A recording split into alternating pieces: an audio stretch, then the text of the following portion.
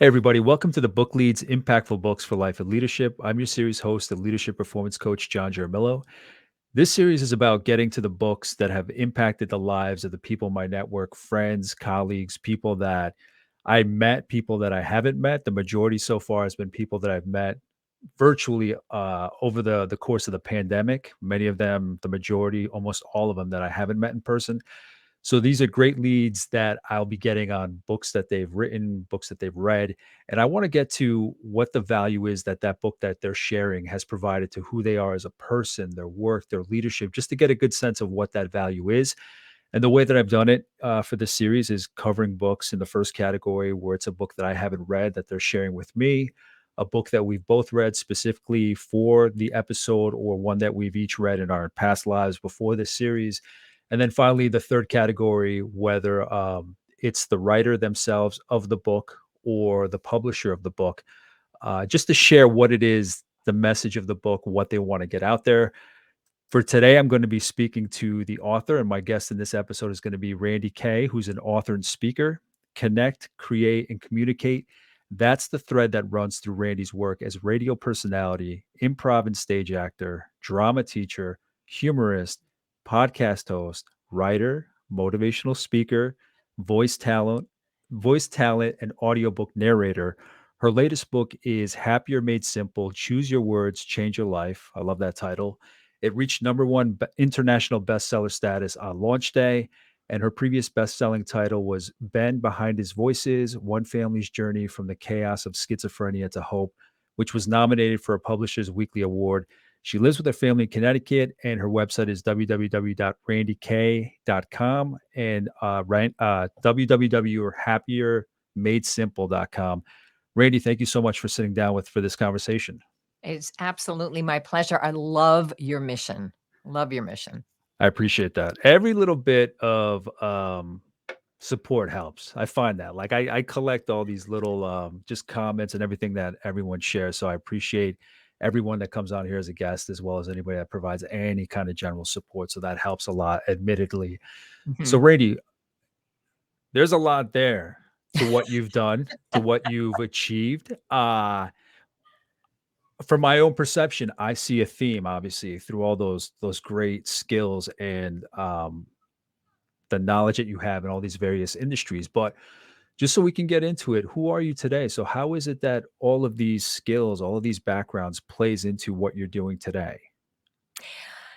Good And I think questions. I think this is the most loaded question, that particular question, because of your varied background. But I would love to learn more.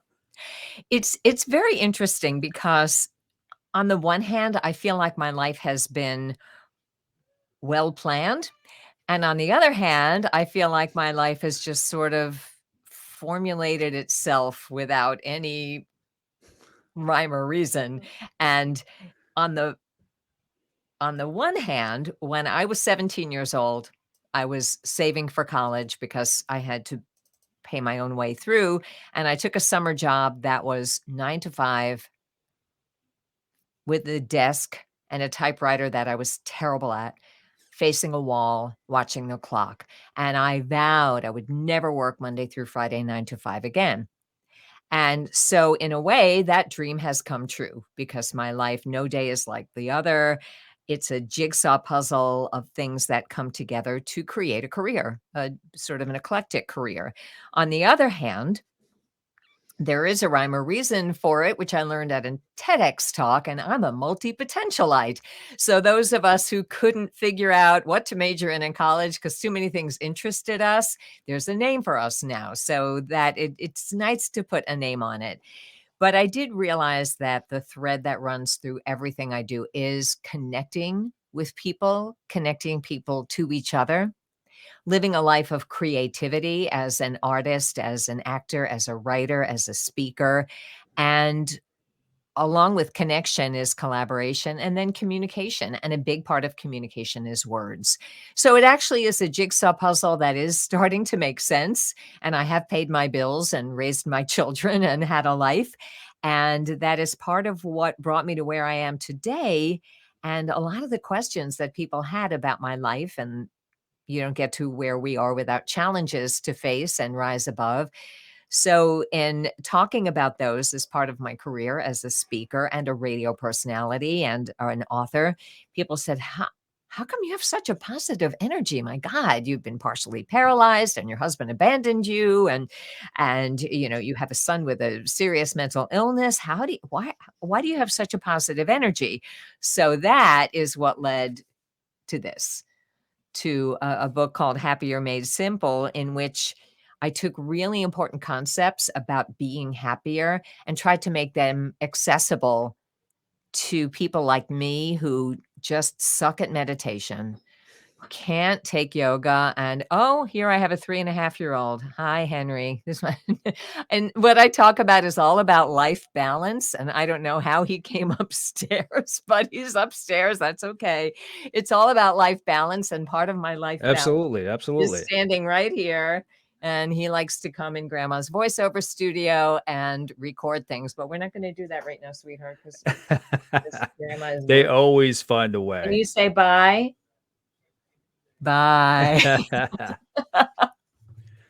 Okay, so that's all about life balance, and, Absolutely, so absolutely. yeah, so it was making shortcuts to happier accessible to those of us who simply can't remember affirmations, never keep up with gratitude lists, buy self-help books and just put them on the shelf and, they're too complicated, and I thought I'd You just, like, just you make just it nailed accessible. so much of my own issues where it's like, they say meditate so you can find yourself, go deep within yourself. I'm like, I overthink every day, like that and I've always had anxiety. I'm like, okay, I can't go to a therapist because I'm just gonna overthink about what the therapist is telling me. Like, I've overthought everything. Like, if you think you're gonna retrain me to think a different way, and this is just my perception, right, of it, I it's totally not gonna hear you. happen.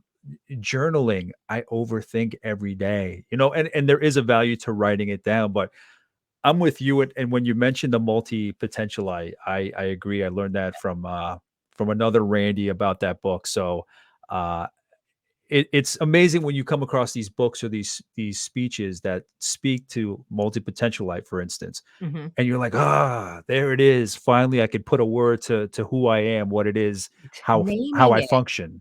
Yeah. Naming is really powerful, and naming it makes it real. So, I'm with you, and your reaction that you just had, I can't tell you how many times I get that reaction, and people laugh. They're like, "Yeah, me in a yoga class, I'm like, seriously, I'm supposed to hold this pose? I'm bored." Yeah, and I just like, come on, there's got to be a more accessible way to just get your way through life. And I will add that my book has been out a month now, a month since number one bestseller launch day. And now the real work begins to keep it fresh and keep it out there. And I I relate it to having a baby versus taking the baby home and having to raise it. Like, what do you Yeah. mean I'm taking the baby home? What? Well, wait a minute. I don't know what Yeah, to do. yeah. So it's, This thing weighs under 6 pounds. What am I supposed to do with it? Like, my kids were small. I was terrified. yeah, me too. It's just like that car ride home where you're going from the hospital where everyone's around there supporting you, to, okay, what do I do now? And when you have given birth to a book, so to speak, the excitement of launch day just is like exhilarating, like dopamine. And then you're into, okay, now the day to day work, delightful work comes in. And so, one of the things I'm discovering in keeping the book out there and people wanting to read it is that in some of the self-development book clubs and places like that, the flashy, sexy messages are quit your boring job and start a business. You can, if you just visualize yourself driving a Mercedes, then it will come true. If you go to Clubhouse, like all the clubhouses of, manifest your wealth and all that, your thought can create your actions. And I believe all that to be true, although it is a lot of work. And the people you hear that are successful in those very flashy, you can reach your goals, I walked over the coals kind of mentality, are the people who made it to that success that can say it worked for me. There is a dopamine and adrenaline rush in make a vision board and you can reach it, which I totally believe in. Mm. Haven't done it yet, but I totally believe in it. And the weekend seminars of Walk Over the Coals and the books that promise you that you can live the life you've always dreamed to have, and I totally get it. The pain point there is if you're living in a place of anxiety and fear and self-doubt and not as much self-love as you would like, if you're not happier, then will you have Mm. the energy to do all these things? Ah, And I PS, when you get there, because I have had a lot of jobs that people consider glamour jobs, and I worked like a dog to get them, working on morning radio, becoming an audiobook narrator, keynoting in front of 5,000 people. We've all done it, and it's a high, it's an unbelievable high, but there's always a morning after the Oscars, and there's always that moment after the show you've been cast in ends and you're facing getting your next job. And at that moment, even at the moment of success, if you don't have a foundation and a life balance of being happier generally in yourself, then you may find that success is at best short-lived and at worst empty. And ah, so happier you just said so much. You just said way too much for me to keep up with. just Not that it didn't make sense, but there was just so much. I'm like, "Oh my god, yes. Oh my god, yes. Oh my god." All right, keep going, and that's then I'll cut awesome. you off and go back. No, I mean, so the point is happier does matter because Yeah. without happier, you don't have enough of yourself to live your purpose, reach your goals, and have a balance in life. So badass always sells. And I'm a big, Jen Sincero fan. I listened to her book and it helped motivate me to get this done, Yes. but it isn't everything. Hmm. And it's badass. I just wrote a blog post about this, badass or balance, which sells more. And I'm selling balance in this book, which ultimately at the end of your life or at the end of a year or at any moment of reckoning, when you look back and say, how am I doing? Then the comfort with yourself and the serenity you have of having a balance in life and having enough of yourself to live your purpose is is how I evaluate how I'm doing. For me, it's Rosh Hashanah. For other people, it's Ramadan. For other people, it's New Year's Mhm. Day, whatever. For other people, it's your eulogy. Like there's a lot of ways, a lot of moments of reckoning. But to me, Happier Made Simple is created to make some of the really important concepts that many of my friends have told me it's just too complicated, or the people in the happiness movement are so darn serious. They never crack a smile. And I thought, okay, well, let me just make this accessible with 7 core phrases you can put on a mug and they're handy and you can remember what the book said at the end of it, fill it with stories and make it not too complicated. And I think my biggest moment of pride was when I was finishing up the manuscript and they said, you know what, put it into this app called the Hemingway app, which will tell you the reading level of your book. And if Hmm. it should be below college level because you want to make it accessible to everyone. So I put a chapter in and I came up with a 3rd grade reading level. So I think I'm safe. And I went, okay, I guess Did you that's rewrite it or keep it there? no, I wrote it Well, deliberately, I very mean, conversationally yeah, it's because just simple. yeah, Like yeah, like simple. you talk about going back, you achieve a goal, you work at it. That's complicated, complicating, and then it's Mhm, over, and then you got to go back to the simple. So it's like you have to have your foundation as just simple that you can build on. So I don't see that as a bad thing. Just so everybody captures that message. mhm. What else did you say, Randy? What else did you say? We talked about energy and yoga, and I think for some people, peace of mind, for some people, fulfillment is not the quieting like the yoga or the meditation, but getting energy out of yourself. I know that's the case with me. It's Right? that whole multi-potentialite where there's just so much that you want to do, and we have to rein ourselves in. I guarantee that this list that you have that was like 13 different things long, that's just a portion of what you want to get to.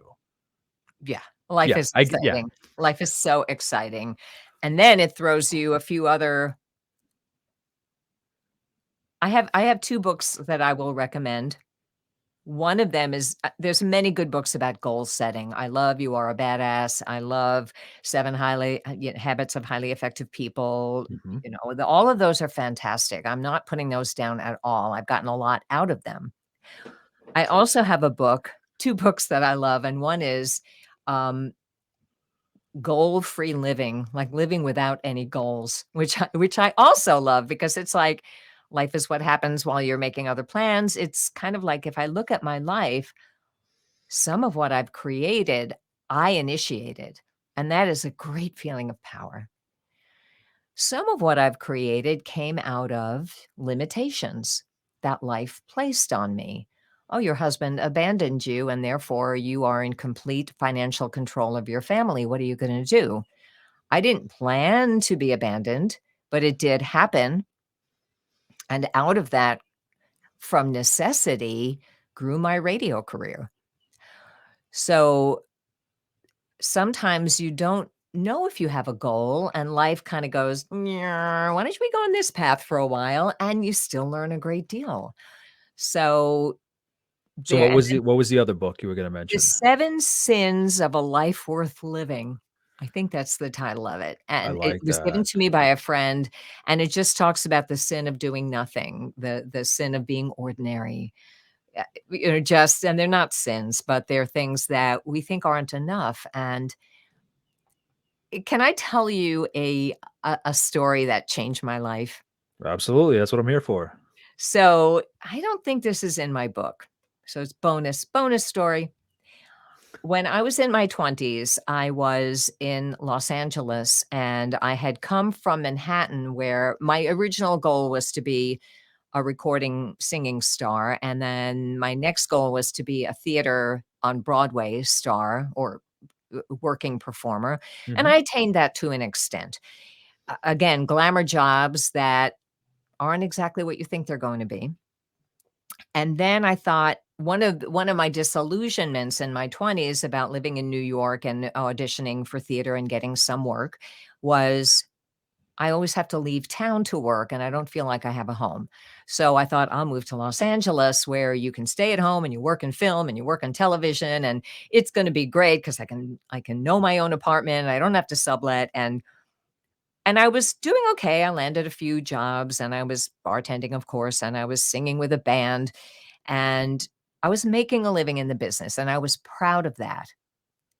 But I also was putting my personal life on hold for some reasons a therapist could probably someday help me explore. But in the meantime, I thought I'm going to be a star first, and then I'll find my people and I'll marry one of them. And then I sat down for a meal with 2 people in Hollywood. I won't name the names that I looked up to as, "Oh my god, they made it." One of them was a semi-successful songwriter in that he had a lot of hit songs, but at the moment, he was singing in a band at the bar where I attended bar. Making a living, not it wasn't not a success, but it was, again, glamour, reality. The other person was a comedian who was well known and was at the time making his mortgage payments by appearing on game shows. So I'll just say that much. Mhm. And they were about 40 and I was late 20s, so they were middle-aged, and I was at the verge of leaving my 20s, you know that feeling? And I sat there, and these 2 men did nothing but complain for the entire conversation. "I hate this town stole my life. I get my marriages aren't working." They would just and I thought, is this gonna be me in 10, 11 years? I do not wanna be in my 40s sitting around a table complaining Mhm. about the business that I went into with great enthusiasm. And at that moment, it solidified for me that I needed to have a life off stage. I wanted a life off stage more than I wanted the onstage life, and I shifted my focus to work on that. Within a year, I was married and had a baby. It was so quick, maybe a little too quick, but such is life, and I then I moved back to the East Coast. It was just a moment where I thought, it's not all about having a goal and getting there. It's about the whole big picture of your life. And ever since then, I still make a living in show business, but I've expanded it to include things that don't make me famous. You see this booth back here? It's covered by a poster, but it's a recording booth in my home. Yeah. And in there, I have recorded 170 and counting audiobooks, many of which are not bestsellers. But on Twitter yesterday, somebody posted, "Thank you, Randye KVO, for narrating this self-help book, The Journey from Abandonment to Healing. It really helped me." And I'm like, "Oh my God, I recorded that 5 years ago." But it's still out there helping people, and that is the measure of a legacy as well. That's my You're story. saying too much. You're saying so many good things that just stand out. But even before we dive into the book a little more, and again, Okay. it's all everything you're saying, I love and I'm following along with. Can you tell me what from your past, whether it was I try to with everybody I sit down with, I try to get to understanding where they are now by understanding where they came from, whether it was family, whether it was education. Was there something in your youth where you saw maybe the possibility of all these things, all these skills that you have, all this work that you've done? What like the creative spark or the community, the collaboration? What was it from your path? And then what was it that led to we don't have to go day by day, but what was Right. that trajectory like going from when you first really looking back realize, okay, I see a little bit of what it is that drives me to do the work I do, and then from there, what the education, people, family, what was it that led you to where you are now? Wow, that's a lot of, large parameters. Can I ask you a question first? Sure, of course. Do you think that our gifts, our skills are evident from the moment of birth? No. Okay. Do you have kids? I thought I heard you say you have Oh children. yeah, yeah. So, are they different from each other? Oh yeah. Oh yeah. Do they exhibit different strengths? Oh yeah. So that's what I mean. I don't think we're born singing, but I Yeah. think Okay. that, for instance, I have my daughter, Henry, who you just saw walk in. He's the youngest of 3 and the oldest is 6. So she had 3 kids in 2.5 years. Wow. And I live so close, as you can see, that I am honored to have the privilege of helping to be there for that family on an almost daily basis. It's part of my life balance, and it's a privilege. And it's not I have to help with the kids, it's I get to help with the kids. Yes. And but one of the fun things about being a grandparent now is having raised 2 kids, and now I can look back and go, "Oh, that was clear when she was Mm. 2." That I look at these kids and we like to speculate about what their gifts are and their strengths are based on how they play. And as an improv actor, I know how you play is how you are. And so I saved my son's Brio trains, the classic, just wooden, no batteries, no nothing, and I've saved them, and I watch them all play with them, and the middle child, who's a girl, boy, she is the one most enamored of figuring out how to make a layout and how those pieces go together, and such delight in her face when she can engineer something. Now, is she gonna be an engineer? I don't know, but her mind is one way, Oh yeah. whereas, it's just very interesting to see how they draw, Yeah. what When kind you of artwork they create, and how they relate to each other, what they laugh at. That is so huge. The oldest one loved slapstick. If grandpa dropped a tissue as a baby, she would think that was the most hilarious thing in the universe, and a belly laugh. And Felicity was more into puns. Like it was just, so we have Eviana, Felicity, and Henry, and they all laugh at different things. So anyway, so I think there's something we're born with. Yeah, absolutely. I was thinking maybe too obtuse where I'm like, no, like the skills that we have now, excuse me, the skills, the knowledge, no, we're not born with that. We pick it up along the way. But I think I love that you bring up just that creativity, the imagination, the Mhm. wonder. And it's amazing now as a father seeing the difference between the two kids. People can say nature versus nurture. And yes, when you have kids, you're there from day one. So you Right. see what's innate, really innate to their attitude, whether it's their temper, whether it's that they share, or whether they have a preference, milk versus juice. And you can see the difference from one kid to the other. So I completely get that. Yeah, When you say it's there from the beginning, it's just all about how you see it refined and what they pick up along the way. absolutely. I think love and opportunity and experience, all that nurture is vital. I'm not saying it isn't, but, you're not going to, I think, take a child who's a lefty and make them into a righty, Yeah. that kind of thing. So Yes. so that so going back to your question, and I will without veering too long into this, I will share that I discovered 2 years ago that my father was not my birth father, and I did not learn that until 20 years after he died. So, when I think about heredity, I had to rethink what I inherited because it turns out I had a sperm donor father, and I never knew it. My parents went to their grave without telling us, which they were thought they were supposed to do. So, however, I will say that in my family of 5, I'm a middle child, older and younger brother, and we're all very different, and I was always the one singing instead of playing sports. Like, it was always about music and singing. We all went to the same summer camp, and one brother, um went to the woodworking shop, just gravitated to the woodworking shop, one gravitated to the sports. I gravitated to the drama room, like, that was my everything, and I don't know why. Do I have a need for attention?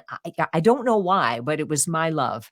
I was always about wanting to be in the school play, and so I think part of it was there, the interest was there, the talent had to be trained and nurtured, and as I grew older, it did become a source of confidence for me. It was okay that I was the second to last chosen on the softball team because either I didn't care or I taught myself not to care. I don't know. Mm. I always say I never really got that gene for caring where the round objects go, like the basket. No, I get it. Like I've caught a ball and I've gotten a basketball in a basket, and I get it that it's exciting. I get that rush, but it was never my area. And so Mhm.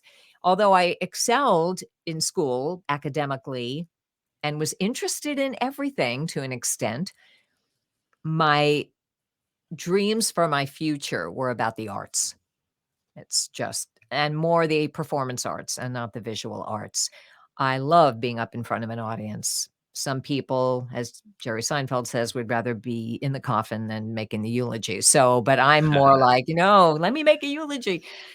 So it was there. The interest was there, and then probably reinforced by the attention I got by having the lead in the play and everything. And so, when does your personality, you know, develop to need those kind of um, reinforcements? I don't know, chicken or egg, but so it was there.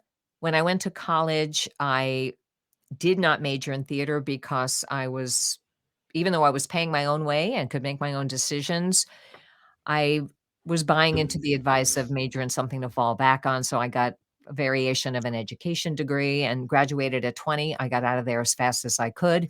So I graduated with my bachelor's at the age of 20 and then said, now I can start my life. So that was kind of, went to Manhattan, lost my college weight and, the freshman 15, so Yeah. I over excelled a little bit to the college 50 and, lost the weight, took singing lessons, did all those things actors do, and worked my way up, reached many of my goals. Did not make it to Broadway, did make it to off Broadway, then moved to LA, and then decided off stage life is more important. And so that shaped me to a great extent. Training, the experiences I had singing with a band, um, even bartending at the time, being a female bartender was a big deal. Now they're everywhere. And and then getting married and having kids and the huge avalanche that covers your life when you become a parent. That is the great divide. And certainly solidifies your focus. And then when my kids were 3 and 6, my husband's alcoholism had gotten way worse, and he completely abandoned the family without warning, and he went missing. Like, we didn't know where he was for over a decade. So I raised them alone, and that necessity brought me the opportunity to re-examine what I was doing for a living. That's how I choose to word it. Mhm. And I got a radio career out of it.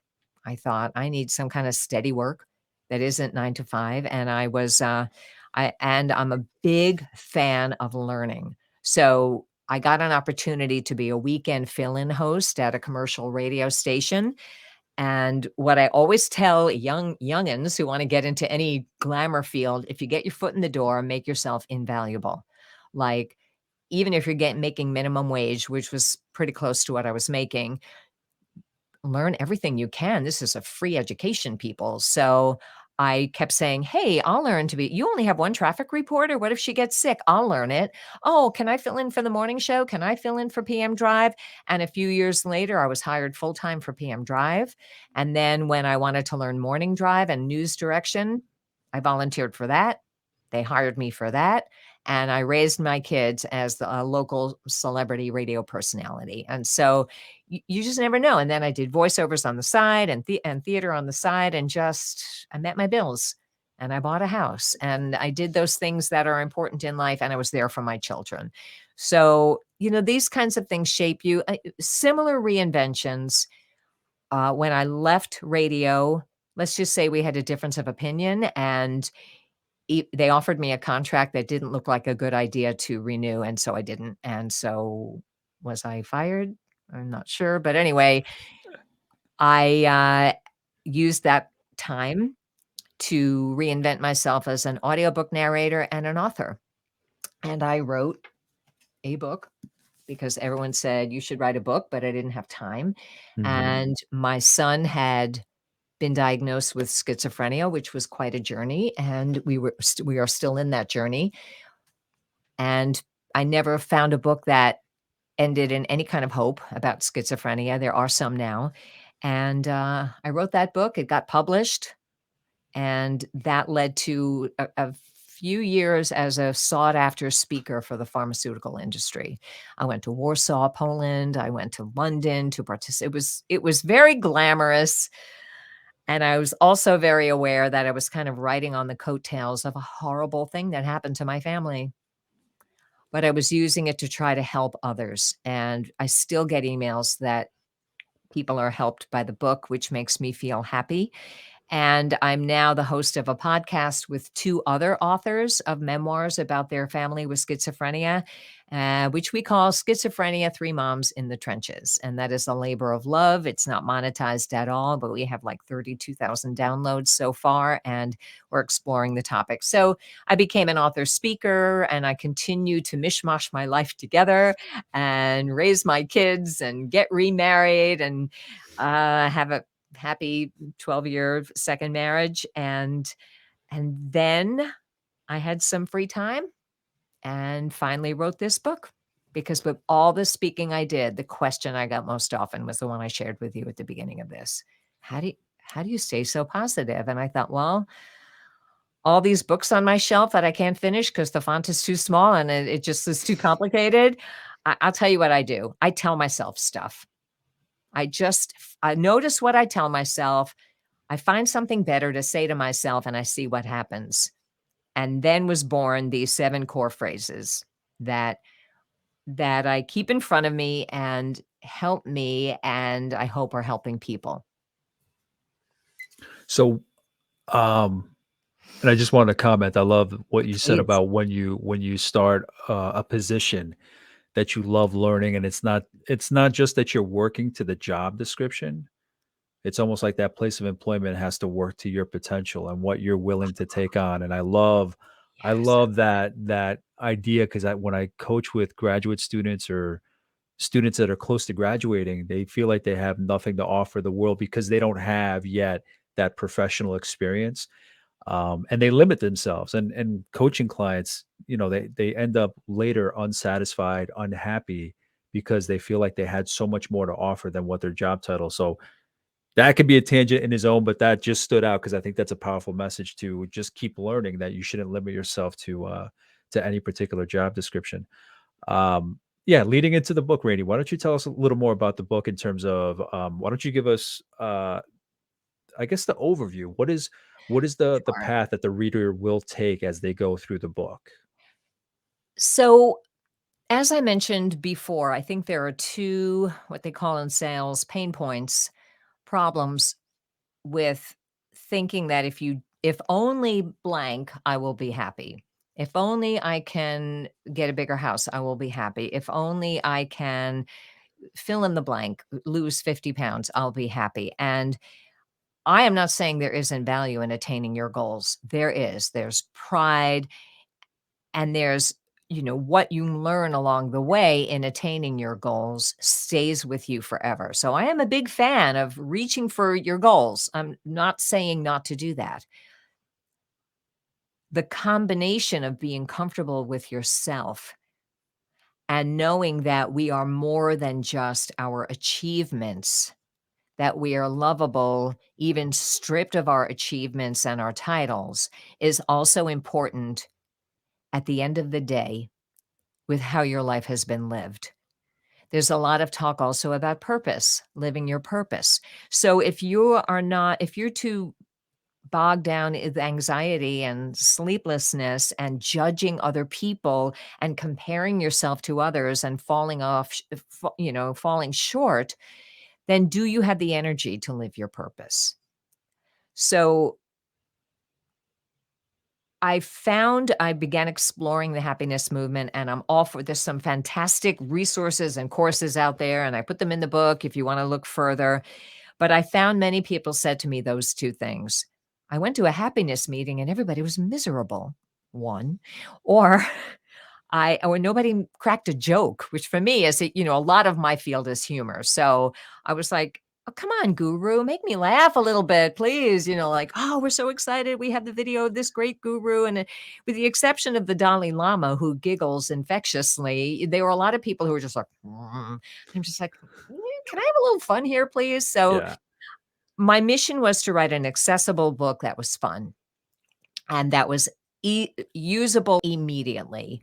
And as I presented these concepts at Lunch and Learns and other places, the 7 core phrases sort of became an in-joke among the employees. They'd be like, "Oh, isn't that interesting?" Because that's core phrase number 6. Some of them even laminated the 7 core phrases and said they carried it in their wallet, and I thought, "You know what? I may have something here." So it's like an emergency first aid kit. If you're just fallen down that hole of where that well-worn hole of, "I can't sleep because my body woke me up at 3, and now everything that might happen tomorrow is going through my mind," or this was a terrible day. I don't, yeah, my kids are healthy and yeah, I can see and yeah, I can hear, but oh, it was a terrible day. All those places we fall into. So Happier Made Simple, I believed for me, the trigger that sent me down a better road of totally different thought was to change my self-talk. So I created 7 core phrases for 7 core concepts, which spell out the word breathe. And I explain each one with a story. Here's the phrase, try it. Hey, you tried it. Did it work? When did you try it? And oh, if it worked and you want to know more, here's a little science. You can skip this if you want. P.S. Maybe another story. And if you want to know more, you can know more. But otherwise, let's move on to the next chapter. And probably the favorite comment I got this week was from a friend who did not know her friend had read the book. And so the reader was a stranger to me, heard about it from an interview on NPR from a show called Best of All Knowledge, and with Bob Barrett. And she got the book because of the interview and told Liz, my friend, who was also her friend, but we didn't know each other, that the book was helping her immediately. And that made me feel, okay, the book is living its purpose because I don't want people to be discouraged from continuing it. So for instance, the be and breathe is being. I call it being. Other people call it mindfulness. This is not new. Certainly the And power just of jumping therapy. in, Randy, like it's amazing how often we hear we want to write about something, we want to share about something, but people may say, well, that topic, that word, that, that's not new. And people are kind of like, okay, okay, I'll back off. Mindfulness, it's already been mentioned. But even if there is that word out there, that concept, where if we see it all the time, just the fact that you put it in your own words Mhm. and you guide us through what it means to you, I mean, it's a new lens through which to look at it.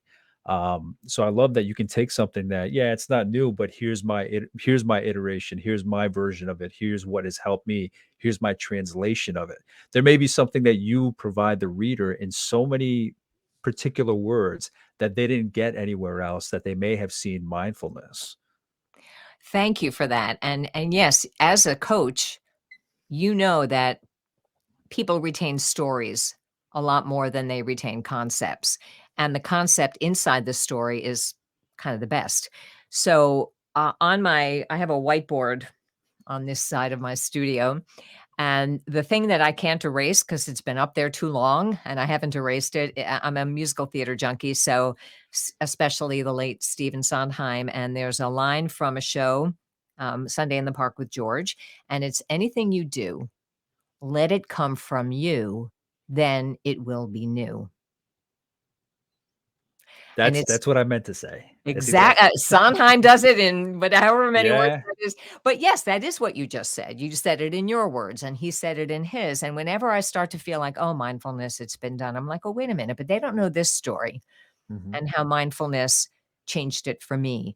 So I call it being because it works with my acronym. I'm not gonna lie, BREATHE stands for being, reality, I'll read it off the mug, engagement, appreciation, trust, humor, and esteem. And each of these concepts has one little phrase that can be at your fingertips. And for being, the phrase is, again, I didn't make it up, be here now. And readers are encouraged in the book, if that doesn't float your boat, then try something else. But for me, I probably, and it's just a little trigger in my head. I wake up in the morning and I put my little vitamins out while the coffee is brewing, and part of my brain wants to go, "Oh, I wish the coffee were ready already," and I'm just like, "Be here now. Just ready to be here now." And I was like, "Oh, I had this vitamin," and I tried it. It helps me to remember to enjoy the ritual, to enjoy the morning ritual of knowing that, yes, I went to CVS and got my vitamins, so they're there. Yes, thank goodness there are people who invented vitamin D in a pill, so I don't have to get sunburn. Yes, I mean, when you stay present, you get so much more out of the moment. That said, we can't be mindful every second of every day and be in the present moment. And again, my book is based in reality because in a root canal, I do not want to be here now.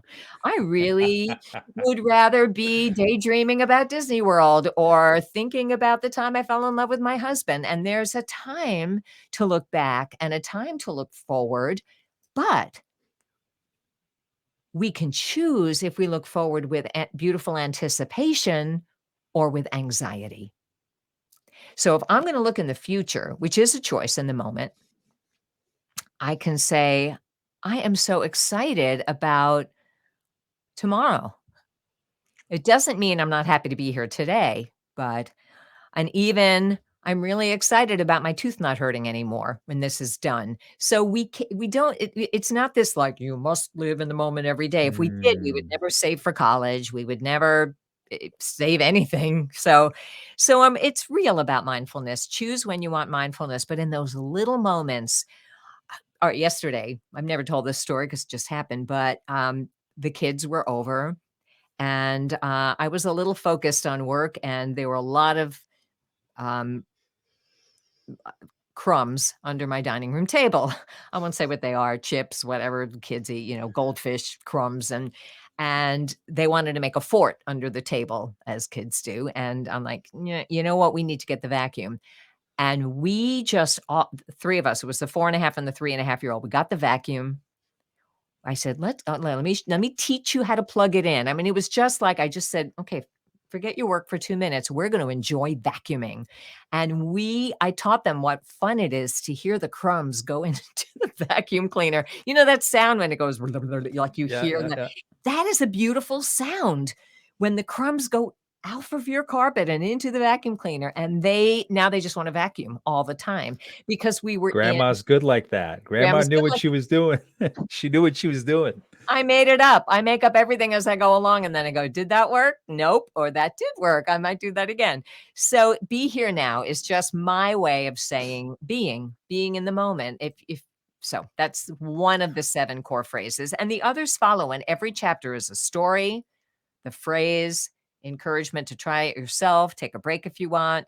Just say it, see how you feel. It may And change your thought or your action. And then a little bit of science for the left brain. So you have some social proof, and then more resources. And then you move on. At the very end of the book, I had a lot more to say.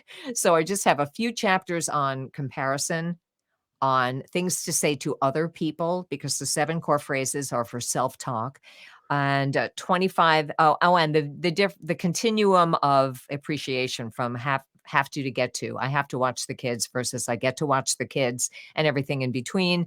And then a chapter just quick 25 things happier people tend to do that you can try.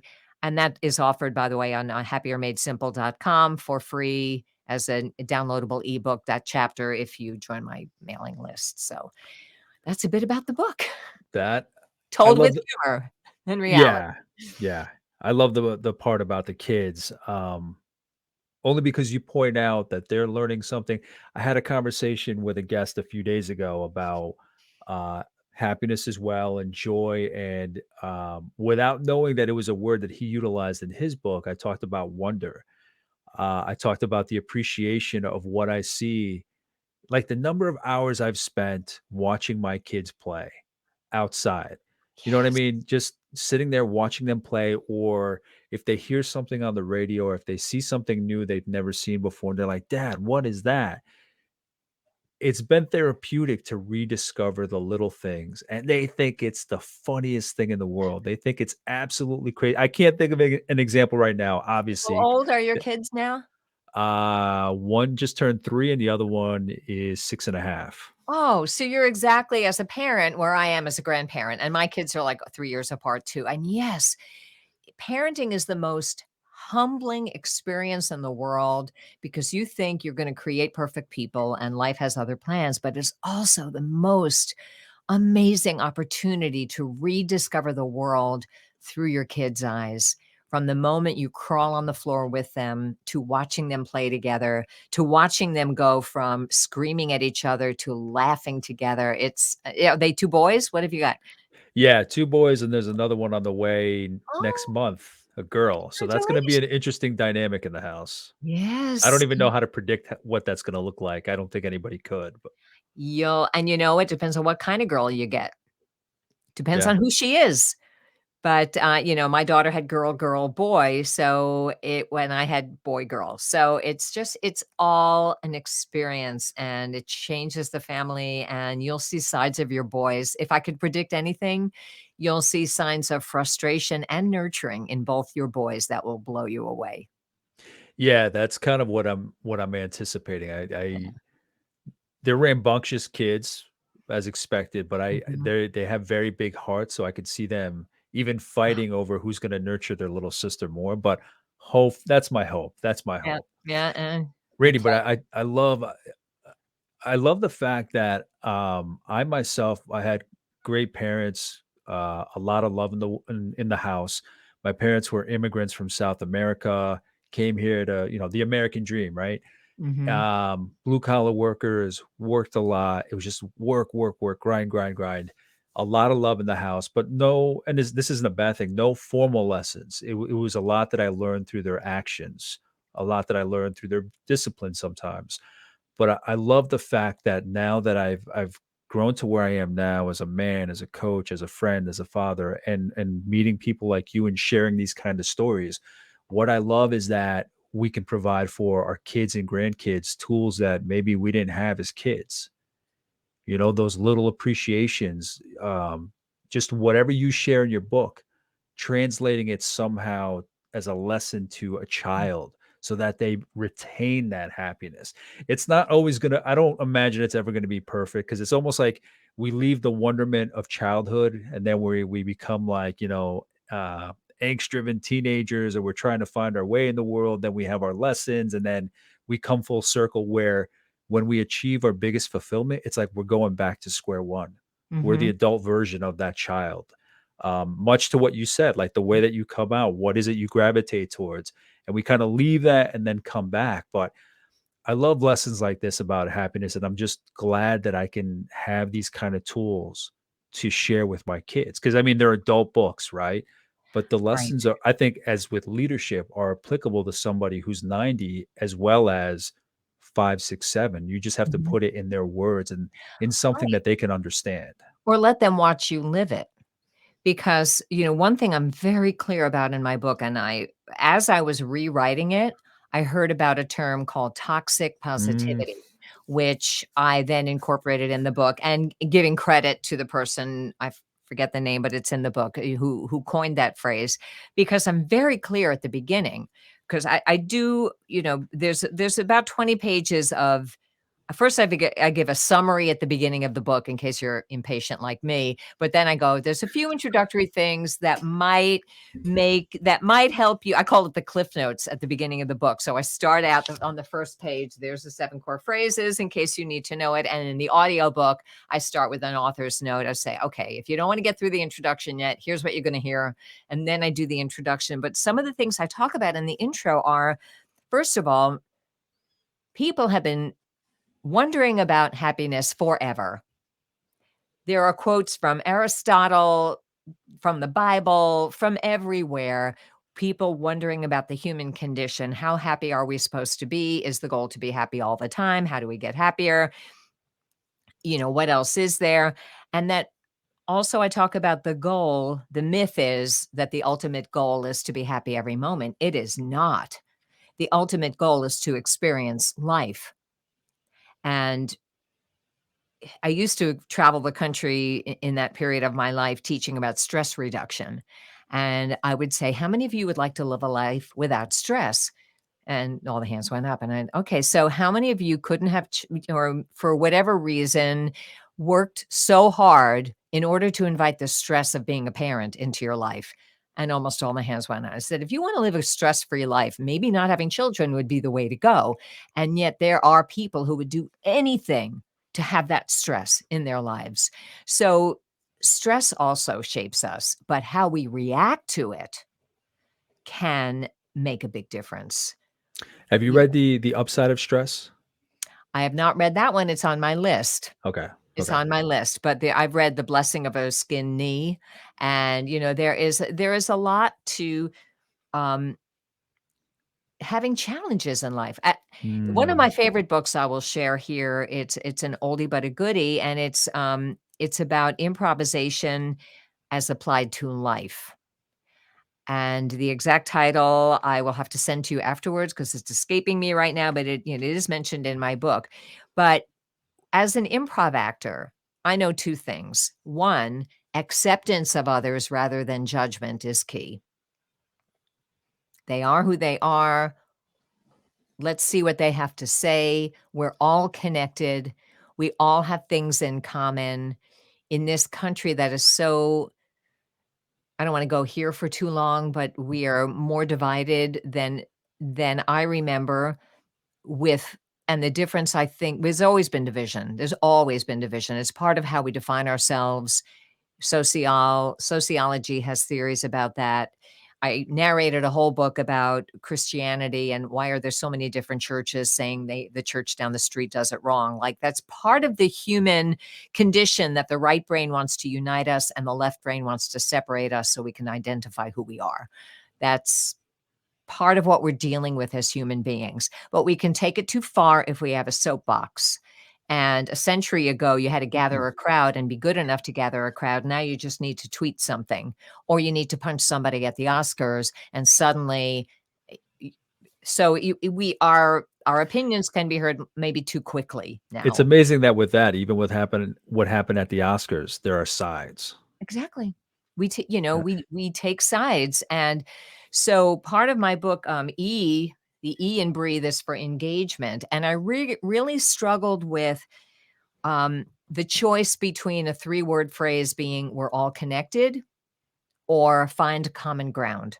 But I think they're similar enough, and find common ground when I talk about empathy and comparison, that if people get together and the first thing in the negotiation is finding common ground, then and I used to be a diversity trainer for the ADL, this middle-aged white woman. Yes, I know, but that's who I am. But I brought, we teamed up with other people who had, I have diversity issues from having been overweight, from being Jewish, and what's happening there these days, and from having a son with a mental illness. So my stigmas were a little invisible as a trainer, less than the color of my skin or the symbol I wear around my neck. So I loved working with the Anti-Defamation League about diversity, but we talked a lot about we can't all be the same. And the goal isn't to all be the same. The goal is to accept each other and learn from each other. And one of my favorite self-quotes from the book is unsnap your judgment. Snap Mm. judgments always get us in trouble. Unsnap your judgment, open the door to accepting other people and finding what we have in common. So with engagement, I chose we're all connected, because if anything the pandemic taught us was how much we need each other. And one of the things I'm proud of as a parent is I always told my children, if you want to collect garbage when you grow up, that's great.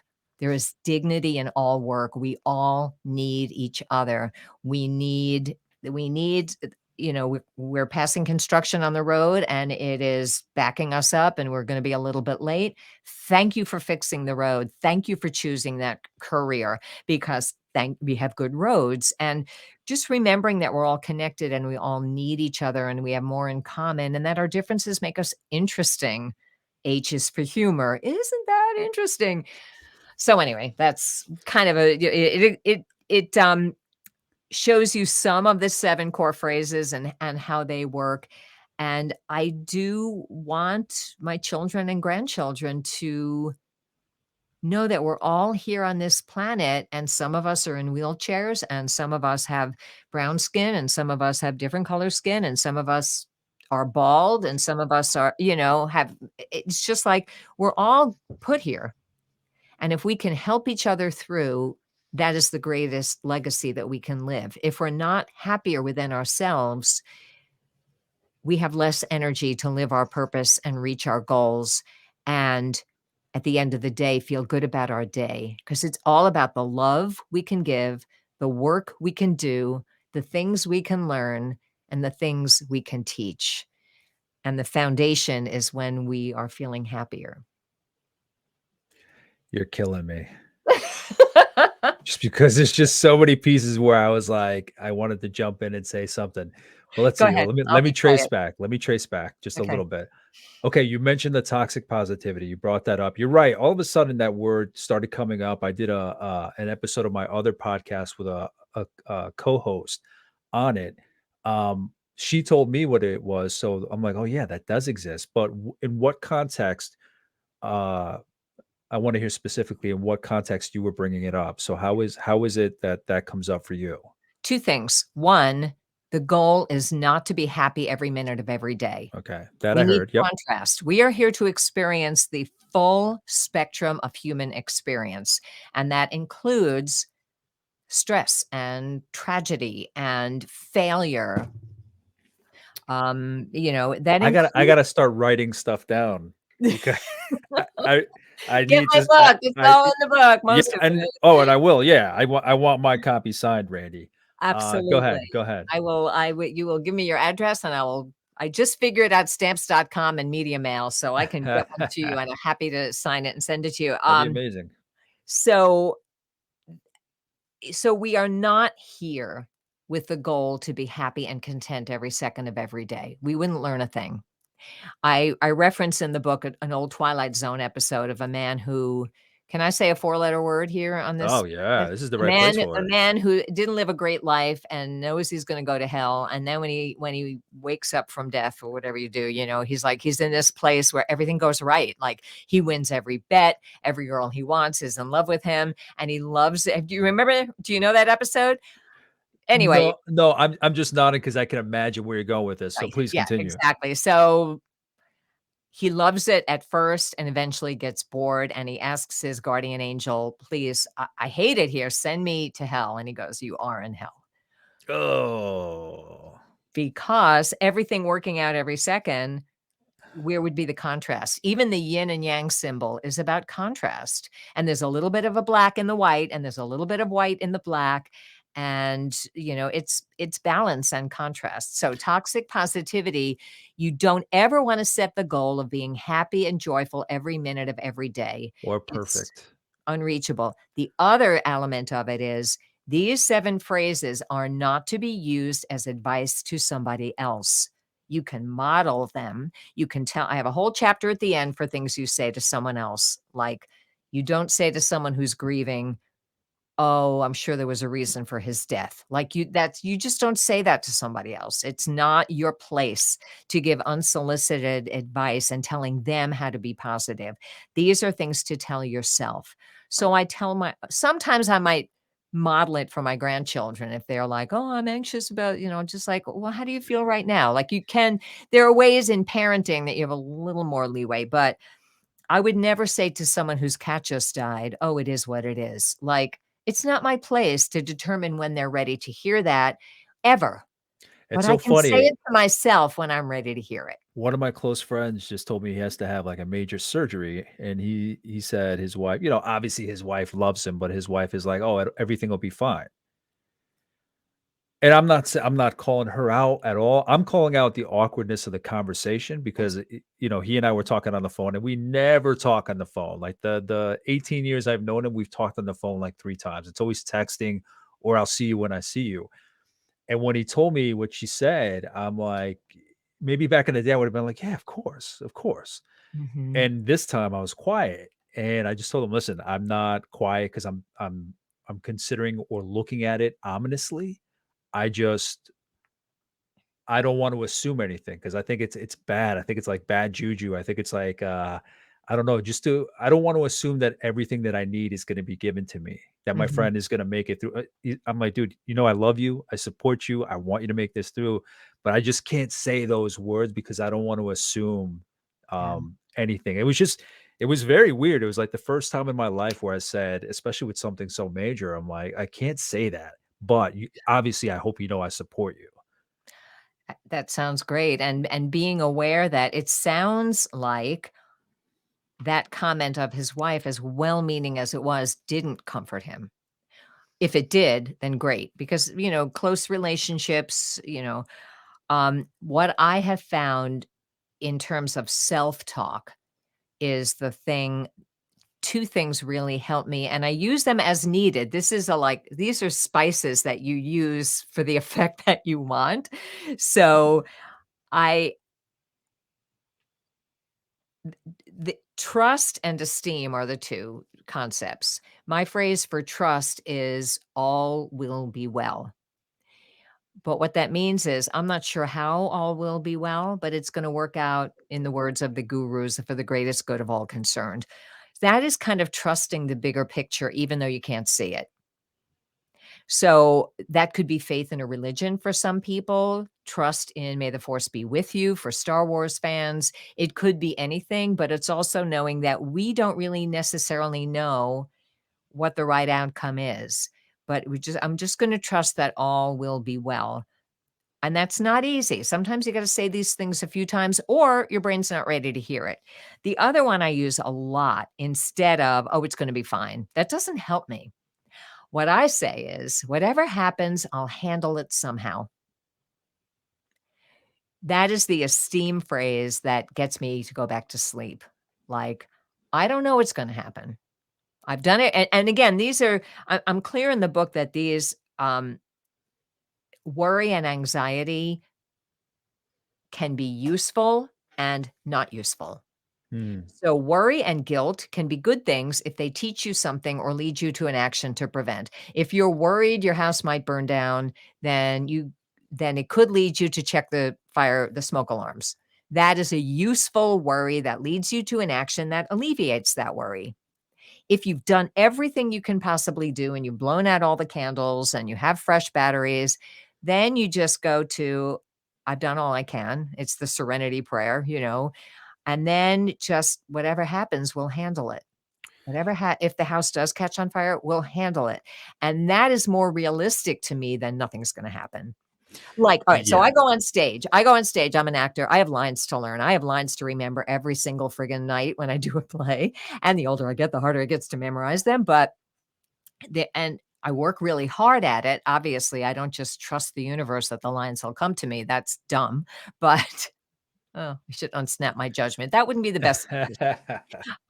So I work really hard at learning my lines, and I practice my lines, and I allow myself to fail during rehearsal at not knowing my lines. But the phrase that comforts me before I go on stage is, whatever happens, I will handle it somehow. And I have, on occasion, forgotten the lyrics to a song, and something came to me. I said something. I don't know what it was. I said something, or I hummed my way through that line and I found my way back. So it's like trusting that you'll handle it is realistic to me if you've put in the work. And yeah, so those are some of the toxic positivity. These are things to say to yourself. Nothing to me is worse. I woke up one time from the third of 4 surgeries with my left leg paralyzed. My nerve had broken during surgery, and I couldn't move my knee at all. So it was like a partial paralysis, and they didn't know if it would heal, if I was going to be in a leg brace or a wheelchair for the rest of my life. And um, the worst thing somebody could say to me during that period was, "Oh, Randye, you just have to think positive." Because I was thinking positive, and why weren't you giving me credit for already knowing that? It was almost like an insult to have that advice, Mhm. whereas saying it to myself was fine. Maybe I just don't like advice, I don't know, but the worst thing that anyone could say to me was, "Smile, be positive," like, "Shut up. Don't tell me how to feel." And I allowed myself my grief, and I allowed myself to come to my own conclusions, one of which was I would never call it my bad leg, I would call it my healing leg, and it might not have worked, but it had a chance of working, and now I can walk. So, anyway, so that's a little bit about toxic positivity. I know you wanted to root back to that. Just be careful with advice. Yeah, and I mean, it's so tricky because we're all so different.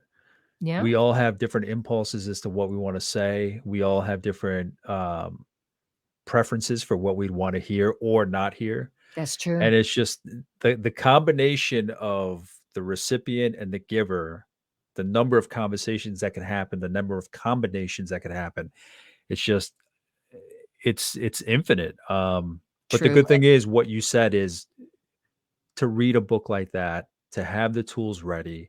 Mhm. And I think even reading a book like this, even if you don't have the words in the moment, it leads you to listen more, it leads you to study your environment more, it leads you to even the people that you've known for 5, 10, 15, 20 years, your entire life. I'm assuming that if you read a book like yours, you look at things in a new way. You look at people in a new way, in a different way. Maybe I'm assuming, I'm going to guarantee and assume that it It's changes the language that you use as well. I hope so. I mean, I have honed this over the years, obviously, with each challenge and each new era of my life. And some things that seemed tragic when they happened, and I look back and everyone can have a story like this. I can see that, wow, my first book wouldn't have been written if I hadn't been parted ways, divorced from the radio station.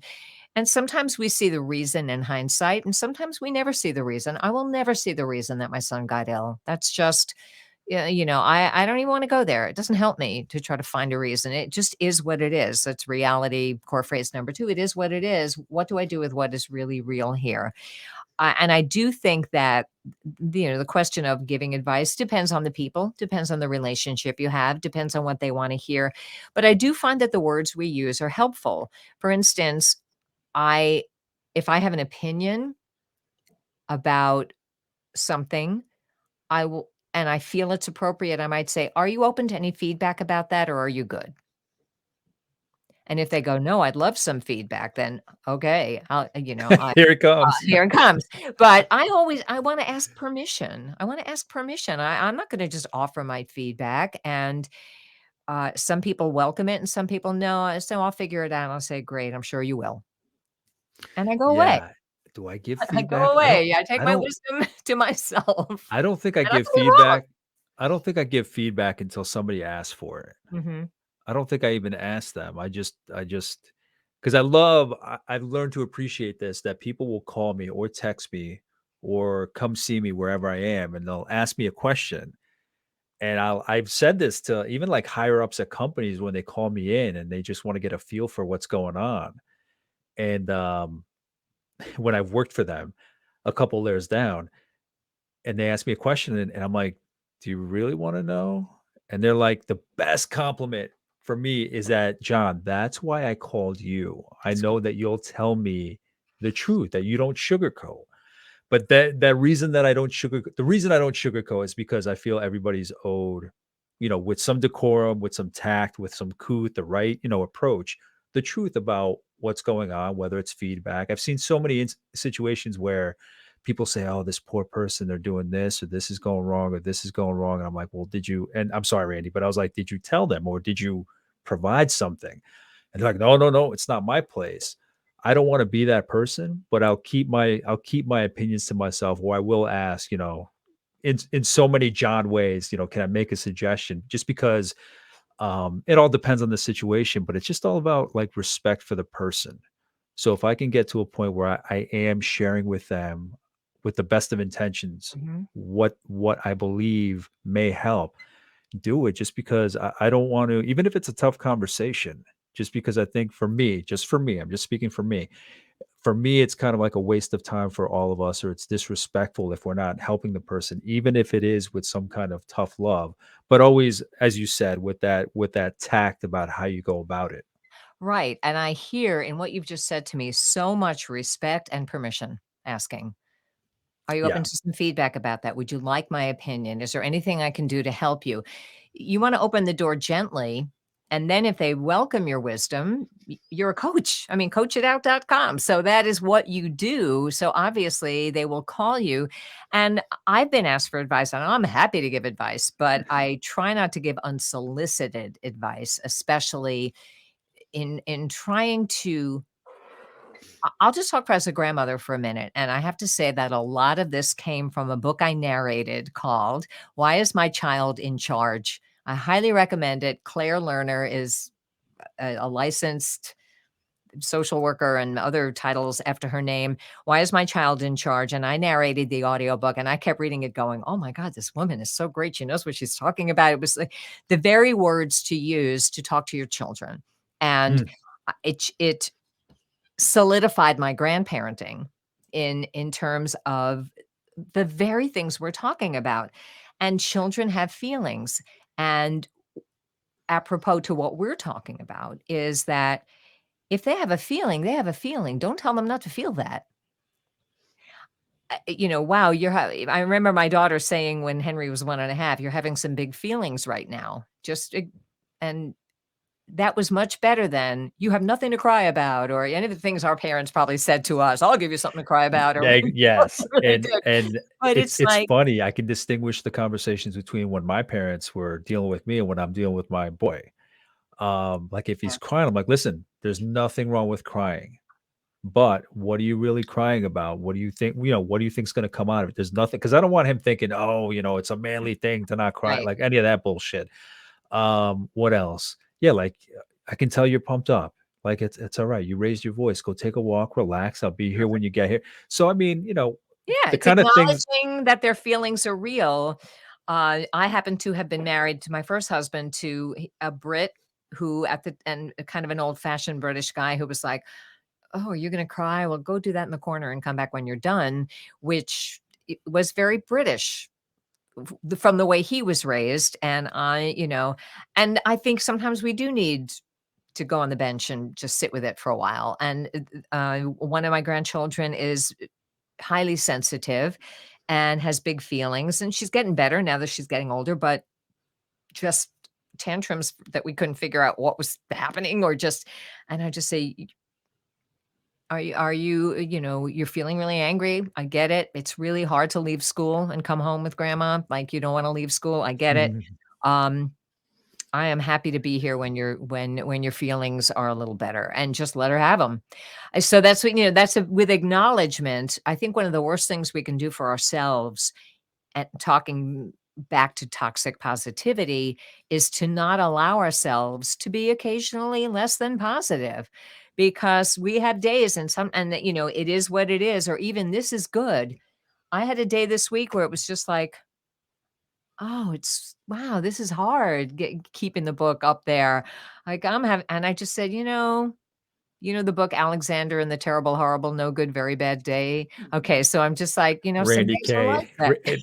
You can use your name and it rhymes. I was like, I was like, okay, Hey, I'm listen, having some doubts, and I'm having some doubts. I'm just gonna sit with my doubts. I'm even gonna go to sleep with my doubts. It's like, fine. yeah, yeah, yeah, yeah, And, one way or another, it's gonna work out somehow in the morning. I'm either gonna change something. I always fix it.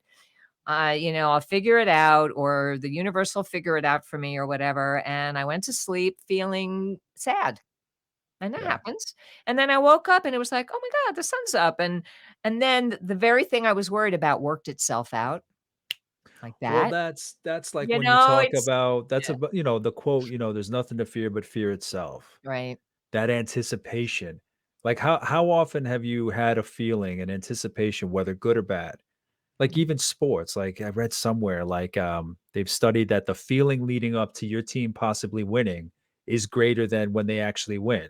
Cause then it's like, all right, they won like Yeah, or if you have fear or anxiety, the buildup that you have is never rarely does it ever match what actually happens. right. Rarely, Or the rarely. thing you worried about never happened at all. Like Mark Twain says something like, "I'm very old and I've been through a lot of terrible things that never actually happened," because he just worried about them. I totally misquoted it, but it's Mark Twain, man, I tell you. I said that to my kid all the time when he's scared of the dark. I don't tell him in so many words. I say to him, no, these are the words. I'm like, buddy, how often are you scared of the dark? He's like, a lot, daddy. I'm like, yeah. And how often has anything happened? So I don't get mad at him. I don't, tell him to get over it, nothing like that. But I just try to make the case, buddy. Think back to your experiences when you've been scared. Has anything happened? Oh, no, no. And hopefully it gets into his mind that, Yeah, that anticipation. the logical brain that connects things together isn't all that well developed at 3 and Yeah. 6, Yeah. but you know what? He hears you somewhere, Yeah.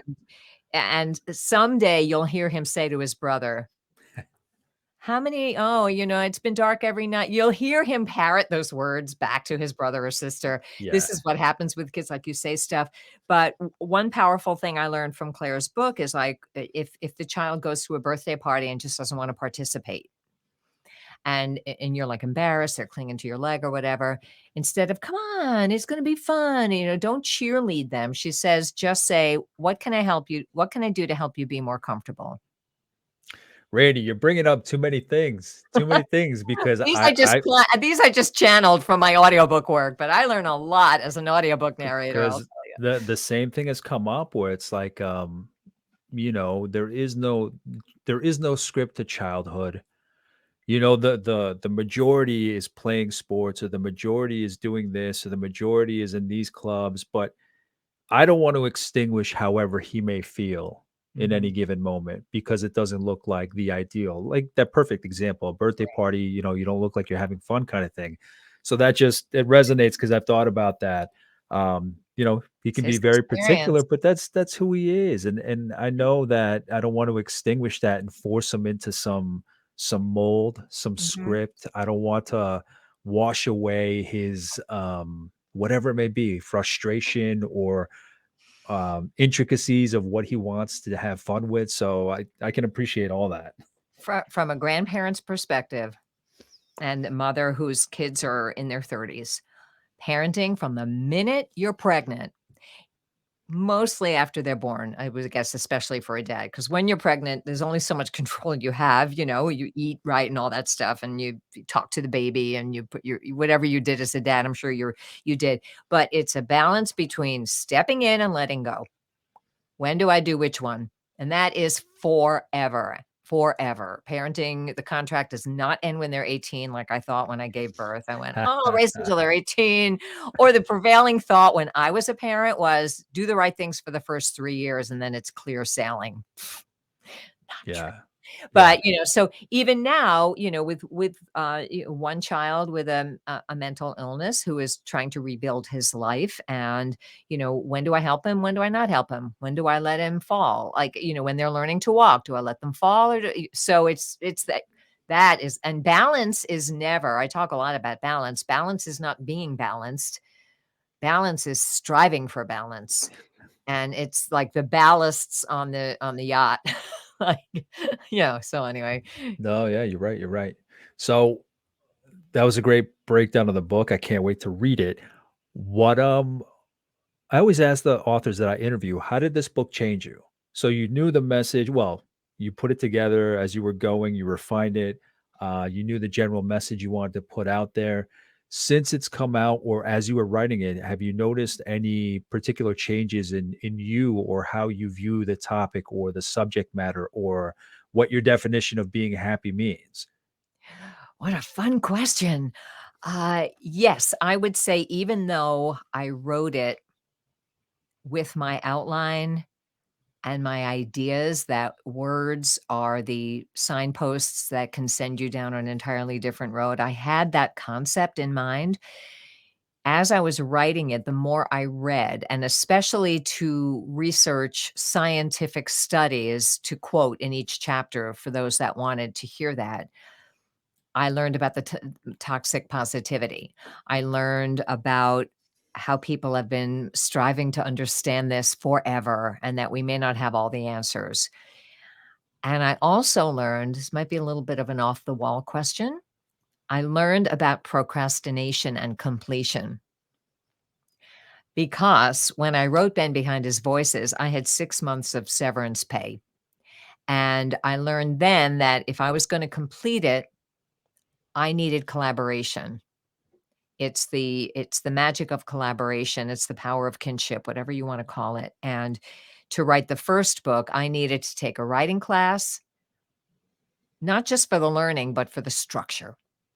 And then I needed to hire a consultant for accountability to make me finish it. So when it came to writing this, it was in my head for a long time. It was in outline form for a long time. And I relearned about myself that I don't do well alone. I do well alone. I'm fine. I'm self-sufficient and all those things, but there is beauty in collaboration and we make each other stronger. So I took an online course, followed his advice to the letter, got the book done. And when it came time to publish it, my literary agent passed on it, I'll be honest.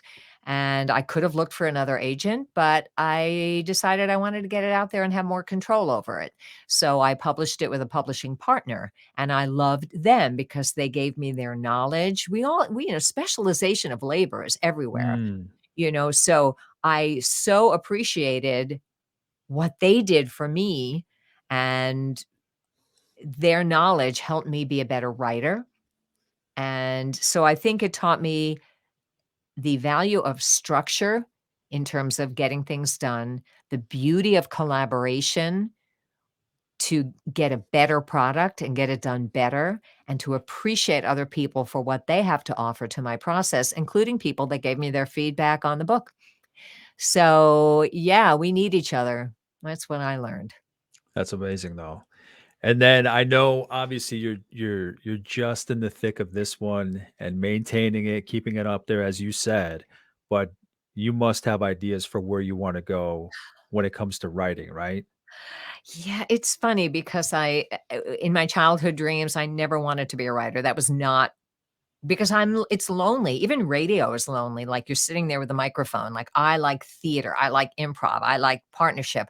I like my occasional alone time too, but writing is very solitary. It's difficult for me in a way. And yet, I will tell you one other book I loved that I was reading as I was finishing up the publishing process, and that's by Elizabeth Gilbert, and it's called Big Magic. I don't know if you've read it. She's the author of Eat, Pray, Love, and she just talks about her writing process and her creativity process.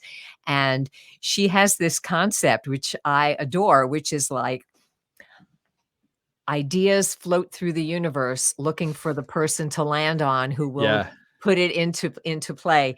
And she talks about an idea she had for a novel that she worked on for 2 years and then got distracted by life, and then she met, I think it was Anne Lamott, whoever she met later on, who ended up not Anne Lamott, and all right, I'm gonna say a lot of wrong names and look like an idiot, so I'm not gonna say, but, it's a very well-known author, and they loved each other's writing, and they became friends, and it turned out that the novelist ended up writing she had the same idea, and Liz Gilbert said, "You know, that idea was mine, but I didn't do it justice. I didn't serve it." So it left my brain and went to this other writer, and, so I think that I have a lot of ideas in my phone.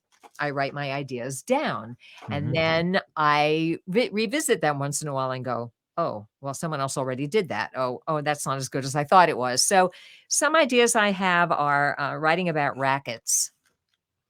Um, Great Tennis idea. rackets, gambling No, rackets, what are we talking no. about? Cures for diseases that never saw the light of day because Ah. pharmaceutical companies didn't want the disease cured. I talked to somebody this week when I did a presentation who told me a story about a friend of his who had evaluated the process of breathing for athletes, and all the athletes who took his class scored amazingly well in Olympics and so on. But if the doctors wouldn't accept his ideas because they had a lot of treatments that would go out of fashion. I mean, that's kind of political, but it's just like, so it's an idea. Will I Yeah. write it? I don't know. I like to write humorously. I just wrote a piece that's gonna be published this month for Herself 360 called A Lesson in Every Frog, which is about my 16 years between husbands, which I call relationship high school, which sadly did not happen in high school, but the things that I learned from each, I won't call them failed relationships, from each relationship experience Mhm. or crush experience that taught me what I was worth and what I wanted. And that could be a book. So I have ideas, but right now I'm still a little bit like, I'm never writing again. Never writing You again. you've got your ideas. Yeah, Big Magic, is that what it was? Yeah, Big Magic, Elizabeth Gilbert. That that I've invited some people on here, and what's great is that so many people are like, "I don't know how to pick one." But 2 of them have mentioned that book, Mhm. and they gave that exact example that you gave about the ideas floating, and Yeah. when you're ready to grab it, that if you don't, it's just kinda gonna It go has off to another somebody else. home to find. Yeah. John Batiste on the Colbert Show on Colbert, he just did a concert of an hour and a half where he had no music. He just improvised the entire thing, and he has that same theory that music floats through the universe, and I just let it write itself through me for a one time only. It was very similar. He's very woo-woo wonderful. I love the way he thinks. There's a lot we don't understand, and it's in our attempt to understand the universe that we come up with stuff, but honestly, we're never gonna get it. We're like, No. oh, it's all in the attempt. We're gonna try to understand the universe. We're gonna try to make being happier simple, and we're gonna make each other laugh and share the good moments and appreciate. I think one of the things I do with my grandchildren, and I know we're at 90 minutes, so you probably wanna hang up pretty soon, but, No, can you see the time? We've been talking for 90 minutes. that's crazy. Um, One thing I do have always done with myself, my children, and my grandchildren, because those are the people you can give a little advice to at times, is what I call 3 good things. And I read something, and I don't remember where, as a little child, it probably was a novel, and this person's grandfather said, "At the end of the day, go up in the attic of your mind and sweep out the things you don't wanna remember and put on the shelf the things you do wanna remember. So what are your 3 good things of the day?" So I always did this with my kids growing up. At the end of the day, I'd say, "Can you name 3 good things that happened today?" And it was sort of a ritual that we did. With my grandchildren, I And just I'm writing it down. 3 good things. With my grandchildren, they're a little young for remembering the whole day. Like, try to ask your boys what happened in school today, and they have no answer, or they'll tell you something they did 3 days ago, like, they don't even know what they did in school. So But what I and their faces just light up. If I'm having a moment, I don't do it too much because 'cause it'll get old, but, every once in a while, if they're making up a song in the back seat when I'm driving them home, I'll just say, "You know what, guys? This qualifies as one of my favorite moments of today. I just love," and I name it. "I love being in the car with you and hearing you make up a story." And it's not really a compliment like, "Oh, you're so great, you're so creative, you're so blah, blah, blah." I just say, "This is one of my favorite moments," and it just makes us stop and savor. And or just like looking at these clouds with you, that's one of my favorite moments. It doesn't have to be like a formal kind of thing, but just stopping and appreciating the things that ever since my partial paralysis, I think every single time I climb the stairs, leg over leg, I'm grateful because I had that taken away. I couldn't get up and go to the bathroom without putting a leg brace on. And so once you've had, don't it always seem to go that you don't know what you got till it's gone. But if I even imagine losing something, I have appreciation for it. So just savor the good moments. Take a minute and just go breathe it in and go, like, this interview has been such a delight for me. I've so enjoyed getting to know you as well as talking about the book, but Yeah, I mean, this and for the record, this is the first time we've spoken. yes, it is. We met on LinkedIn. No, we met through the National Speakers Association, the Right. Connecticut chapter, and then I reached out after seeing that you were getting your book ready to publish it. And again, at that point, we had not had a No? conversation. We knew of each other because through the board meetings, we'd see each other and comment and this and that. But just the fact that you can reach out to somebody, um, God, Randy, there's so many things in this conversation that have come up. It's insane. But I'll this come is back just again if you want me to. oh, absolutely. But it's one of these things where Jesus, where was I going with that? My We were mind is talking so about flooded. appreciation and Well, just the fact that okay, everything is connected. This is something that came up this week in a different conversation I had, and it just everything is connected. Like if I run my finger down this list of books, you've spoken about the lessons. And I meant to mention the four agreements. Have you read oh, that yes, before? love that one, yeah. Where you said, "Well, it's the best that I can do." And I meant to comment at that point where, you know what? It's crazy when the words are so simple, but they carry such weight. Like I think it's the fourth. Don't quote me, but it says, "Just do the best you can. Yeah. So Just do don't the take best you anything can." personally, I yeah, read the words, "Just do the best you can." Words I've heard my entire life. I read them in this book, but the way he outlined the stories, and like you said, a lesson sticks with the story. I read him saying, "Just do the best you can." I'm like, "Holy shit, that's great advice." yes, Well, I how have I never heard that before? But it resonated. yeah. But I the need other to thing reread that one. I love that book so much. And even yeah. Don't Sweat the Small Stuff. Like those were 25 or whatever little tiny tidbits that were like, "Oh yeah, everybody is my teacher." Like so, I was thinking with those things in mind to write Happier Made Simple that somebody could go, "Oh, I know. This is a time I'm just going to go, isn't that interesting? Hmm. My heel broke on the way down the aisle. Isn't that interesting?" Because sharing humor is one of the most connecting things I can think of. Amen. Anybody Yeah, that knows me, yes, amen. yeah. Like, We've and laughed a lot in the last hour and a half, so it's not it's not to I always try to ensure people listen, just because I like to laugh a lot, just because I have like self-deprecating humor, or I can find the humor in most things, doesn't mean I don't take things seriously. right. But I got that from my old man where I just need to you gotta find if I don't have a good hearty laugh once it really does come down to that. If I don't have like a laugh, a good laugh moment, at the end of the day, something just doesn't quite feel right. So I'm with you on the humor.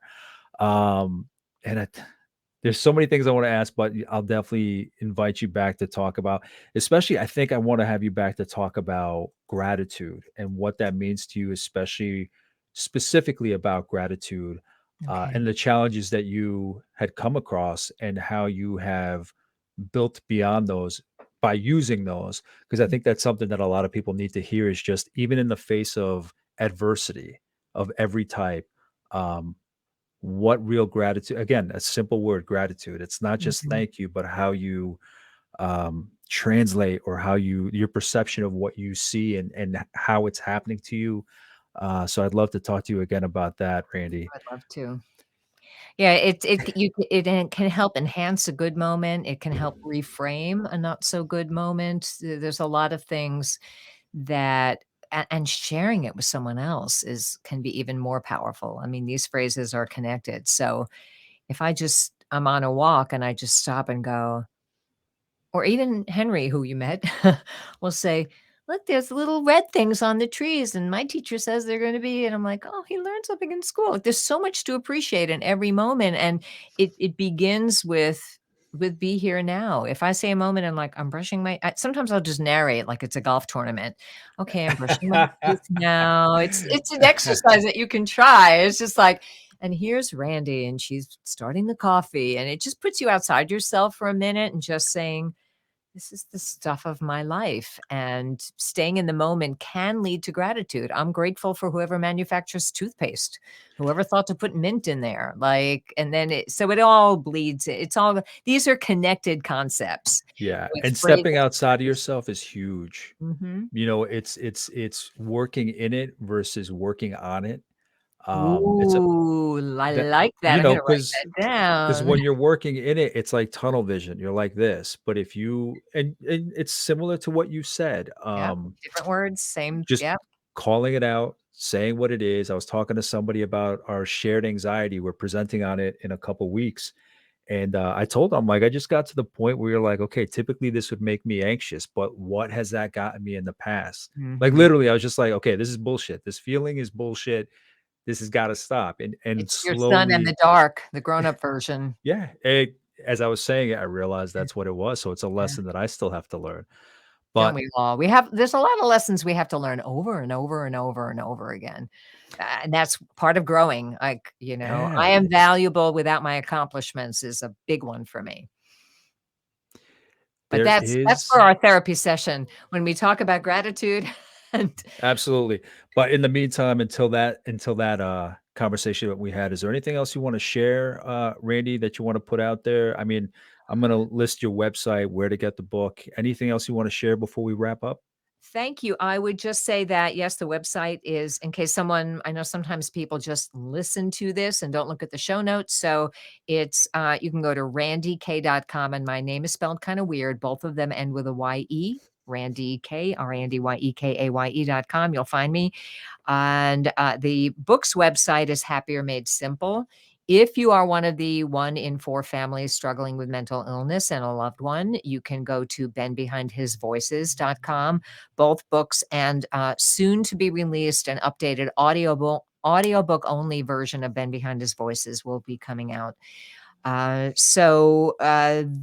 original audiobook is being pulled today. And so I'm re-releasing it, as soon as I get it done. So that'll be in Awesome. a couple of months. And I'm available for whatever speakers are available to do keynotes, inspirational keynotes, and launch and learns, and uh, interviews and lovely chats like this one. And but you'll see it on the website. I teach presentation skills and a bunch of stuff like that because I love what I do and I'd love to meet you. And it comes through. It really does come through, Randy. Everything, um I just think there's such power in seeing somebody that seems interesting, they have a great message, and just inviting them, taking a chance and saying, "Do you wanna have a conversation?" And what's interesting is I just had a conversation about happiness the other day for this series and having it here as well. And the two discussions don't overlap Hmm. because you each had your own words, your own stories, the same goal, but there's like different ways of looking at it, different ways of daily practice. So I don't know. This series is way too much more than I anticipated because it's blowing my effing mind, what I'm Oh, picking up from my guests. So thank you so much for thank sitting you. down with me. I look forward to reading the book, Happier Made Simple. Choose your words, change your life. So thank you, Randy, for sitting down with me.